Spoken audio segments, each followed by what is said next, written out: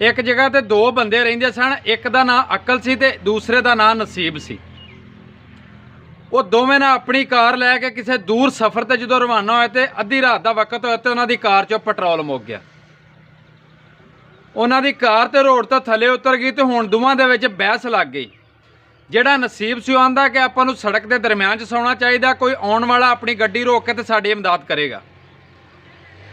जिहड़ा अकल सी ना उन्हें आख्या नहीं, आपां नूं दरखत दे थले सौना चाहिए, कोई आउण वाली चीज़ जिहड़ी उहदे तो आपां बच जाइए, किसी आफत तो कोई अपने उत्ते कोई कुचल ही ना दवे, आपां नूं ट्रक कोई अपने उत्तों लंघ के आपां नूं मार ना दवे। पर जिद की जिहड़ा नसीब सी वो सड़क के दरम्यान सौ गया, जिहड़ा अकल सी वो दरखत के थले सड़क तो साइड ते किनारे ते सौ गया। हजे वो सुत्ते ही होने ने तो एक तेज़ रफ्तार ट्रक आया। ड्राइवर ने जो वेख्या भी सड़क के दरम्यान दे विच कोई बंदा सुता होवे, उन्हें उन्होंने बचाते हुए जो गड्डी थले लाई तो गड्डी दरखत वाल गई तो दरखत के थले जो अकल सी ना वो सुता सी, गड्डी वो उत्तों की लंघ गई, वो उत्थे मर गया। जिहड़ा नसीब सी सड़क के दरम्यान सुता वो बच गया।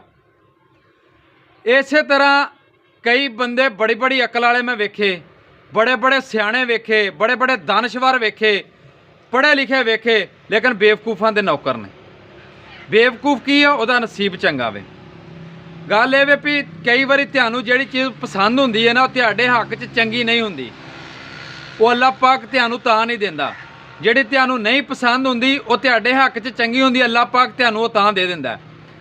कई दफ़ा बंदे दी शादी लेट हुंदी, उहदे विच भी बेहतरी हुंदी है, या औलाद दा ना होना वो भी एक बेहतरी है।